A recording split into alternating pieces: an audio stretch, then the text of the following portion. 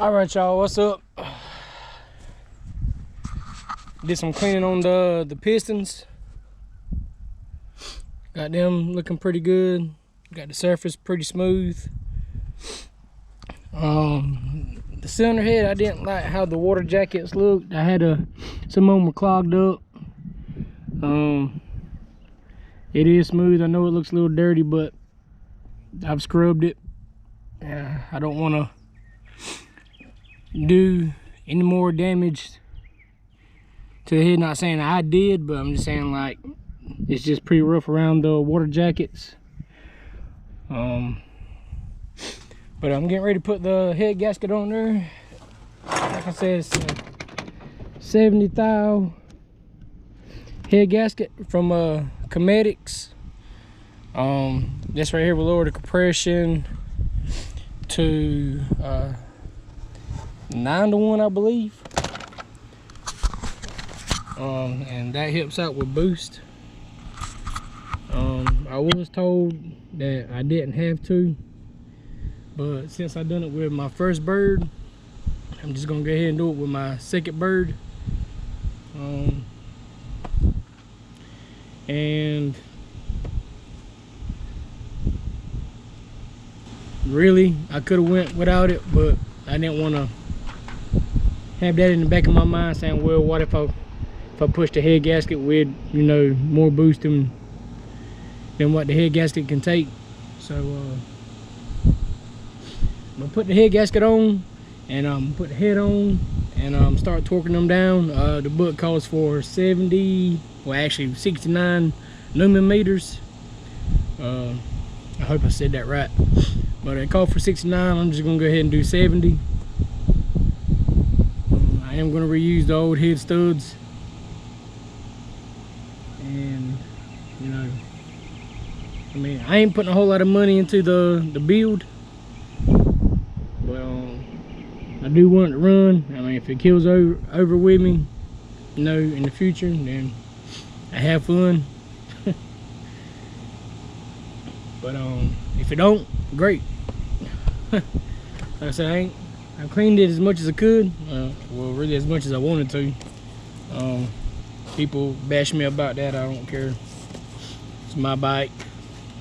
If I want to deal with a headache, I will. If I don't, something tears up, I don't want to fix it, I'll sell it, part it out, whatever. But anyway, let's get to it.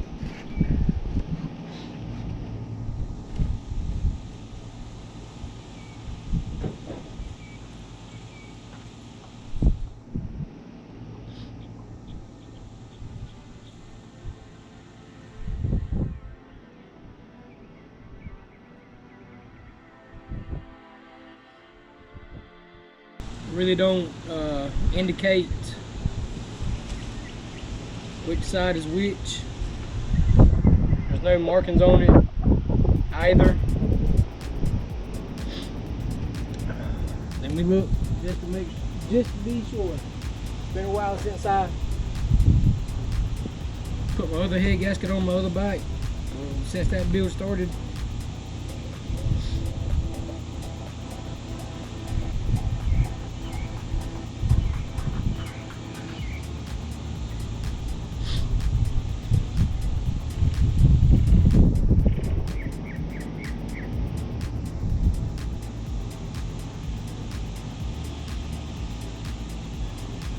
So apparently there's just no wrong way of putting it on here.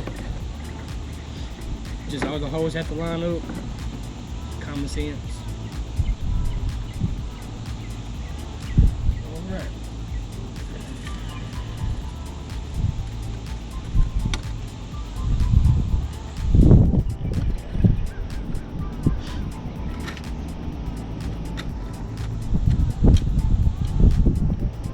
Voila. You know what? I do need to get it back to top dead center before I forget, because I will, because I'm retarded sometimes. So let me get that puppy back on there right.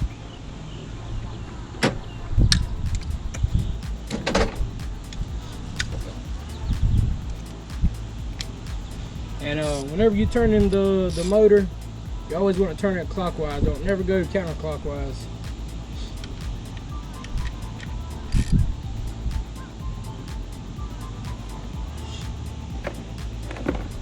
Where's my red?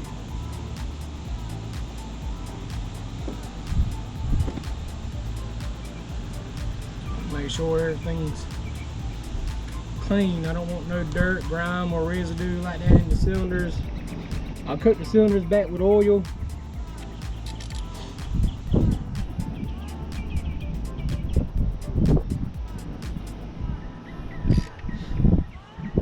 I think last time I took some real fine sandpaper.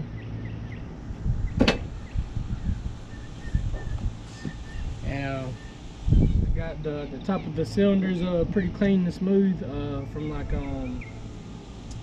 what's the word I'm looking for? From carbon deposits that build up at the very top of the cylinders.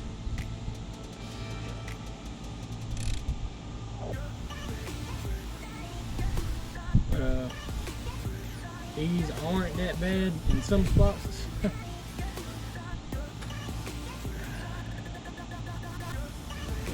Go with it.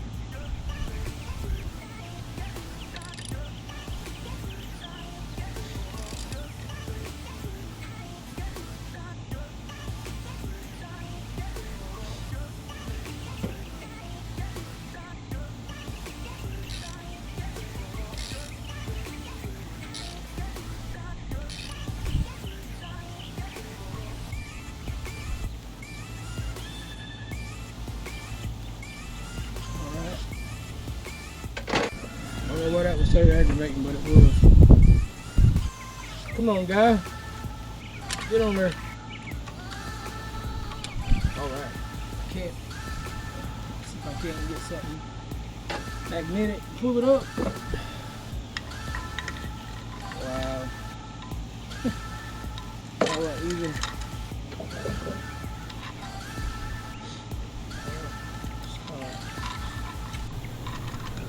If you guys can't tell, I'm fighting with the timing chain. I tell you what, that sucked to get that thing stuck in there and couldn't get it back out until I found something where I could get it out.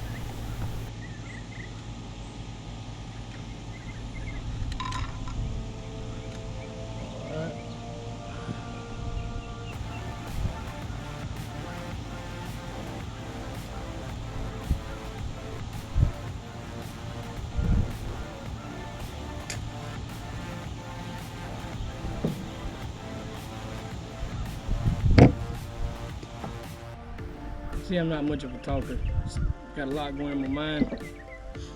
Trying to make sure the process is going right. Now, whenever I torque these down, I'm gonna start from the middle this time and work my way to the outsides in a crisscross pattern. I'll do the 2, 4, 6, the 10 head studs first. I'll get those torqued down, and then I'll come over here to my 2 outside bolts, and I'll do those 2 last. I'm just dipping them in oil to begin with. Make sure there's no dirt on threads. If that's what I'm thinking about, I'm just gonna go ahead and tighten them down just a little bit. Or not tighten down, but just get them hand tight.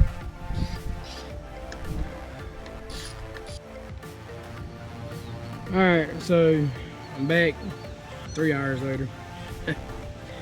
But I had to go get it.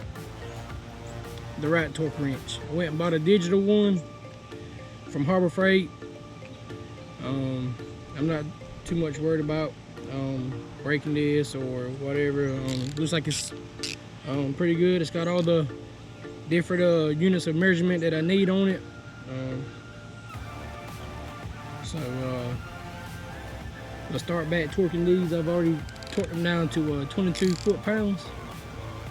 So I gotta set on 30 right now, and I'm gonna just do it little bit by little bit.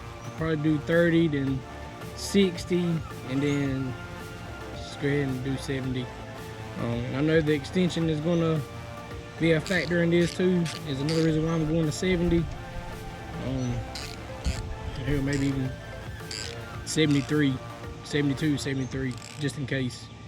I don't know, I think 70 might just be good enough, because like I said, it does call for 69 Newman meters in the book. So let's get to it.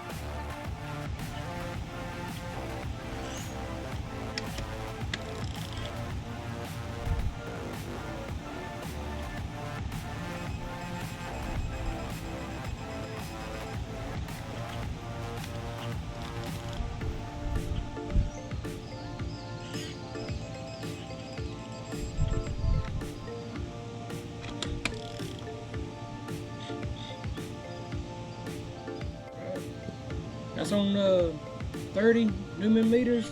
I'm going up to 60.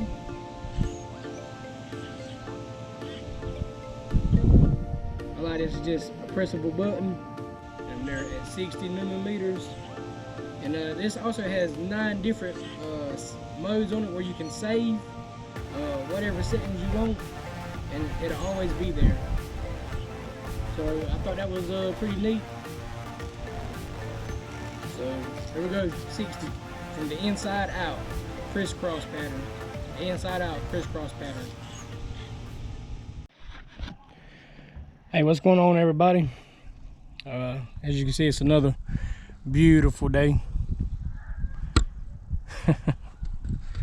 But I'm already been out here messing with stuff, tearing stuff up, making a complete mess. Stayed out late last night getting some parts taken off. It's pretty rough. The turbo headers didn't want to come off. I had a nut that didn't want to come off. It was just a complete pain. So right now I'm took parts off, switched some out. Now I'm at the point of switching clutches. The lockup, switching the lockup over with the springs and all. And let me tell you what, I was surprised that to find a lockup clutch off of a ZX10. That's what Elton Fish was using apparently. So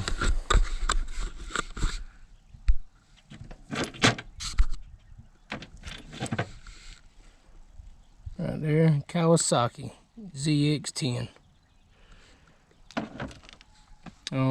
It's working. Right now I don't know if I want to change the fibers out or not. The fibers on the Elton Fish motor look pretty good, but I'm undecided. I kind of feel like I need to, just cause that's what that clutch setup was used to already. The clutch fibers on here didn't look bad. I don't know. I'm undecided.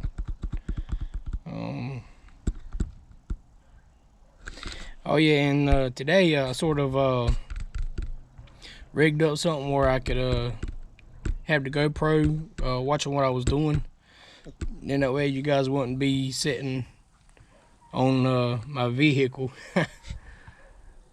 I would have my suction cup on the window, and that's how you guys were watching me do this. But that kind of sucks too sometimes. But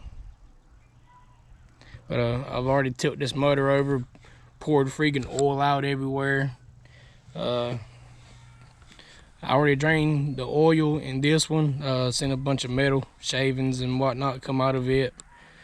I still got to switch out some of the hoses. I've already switched out the valve cover breather blocks. I forgot what they're actually called, but that's what they look. They're welded shut. The reason why people do that is because of to get the air fuel ratio perfect. And they do make block off valves for these. I mean, not block off valves, block off plates. I do have them on my other bird. It saves a little bit of room. Yeah, really, I wish we could do away with this whole piece right here. Probably make that breather tube somewhere else. I don't know, maybe right here or right there somewhere, sticking up or something like that.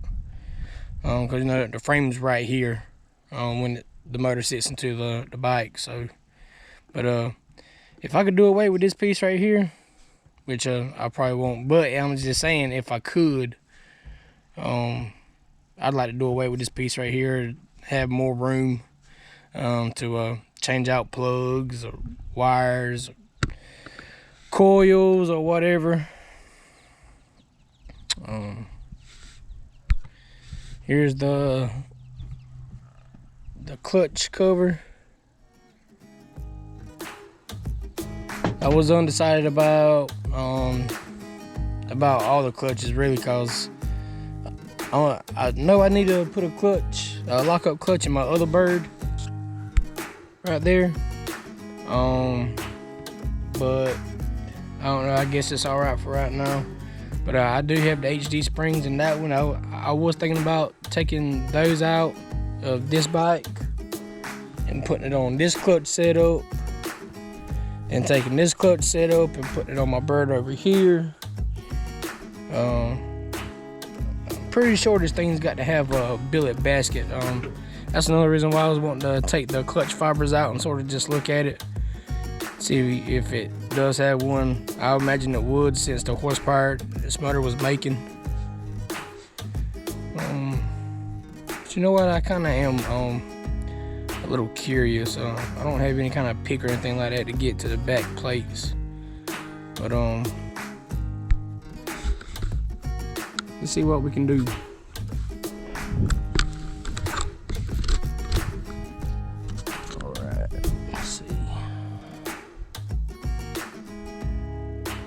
Also, cause this is a EFI motor, fuel injected motor. The basket setup, for whatever reason, is different from the carb model to the EFI model. I'm not sure how or why, but it just is. And that would be another thing I would be interested in, is taking the basket out, but I'm not really prepared for taking the inner basket out, just because I don't have the it's not yet. Good God, they're torqued in there pretty hard, pretty good, pretty tight, and I do not have the stability of doing that right now. So let me get this first one off, or the cover. I took this off already just to look at the first fiber. Just gonna sit that like that. Oh, see that guy right there already fell out.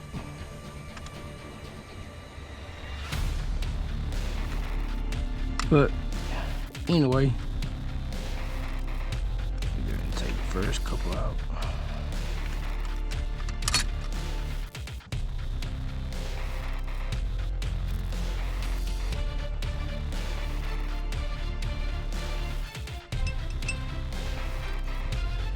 Steel.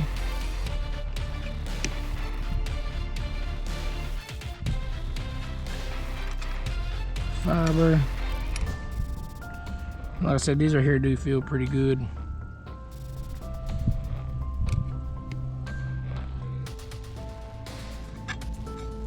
other steel.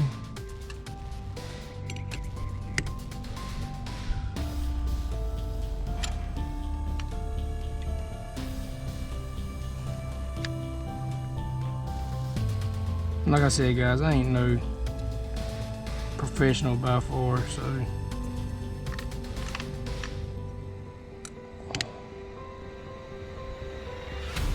and I'm gonna put these right back on the same way I take them off. I'm not gonna change anything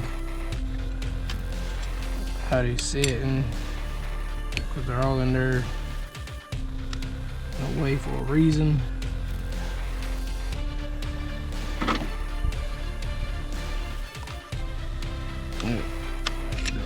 Big boy.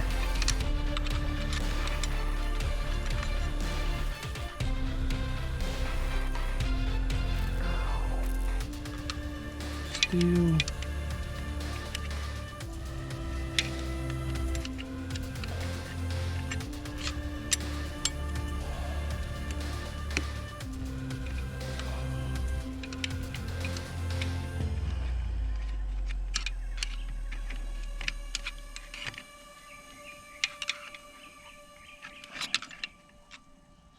Fiber, steel. Like I said, all these still look pretty good. But anyway, I don't know. Get out of there. Don't fight me. God, yeah, this is aggravating. Plus, I'm turned the wrong way to try to do this, where the motor's turned the wrong direction. And I don't want to move this bad boy too much, because there's oil could come out of the oil pan. Trust me, I've done that already with that one. Serious right now. I don't know, guys. They don't look like it. Tell you what, this is kind of a lot of time. I don't want to come out. I'm not going to force it. I'm just going to slap it all back together and be done with it. And just like that, she's back together.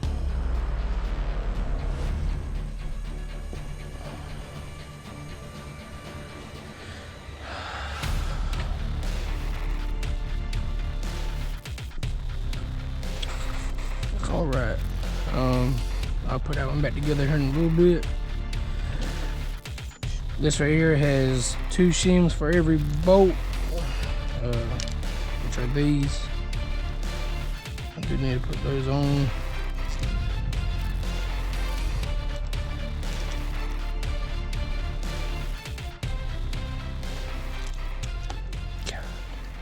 Alright, this is gonna be aggravating.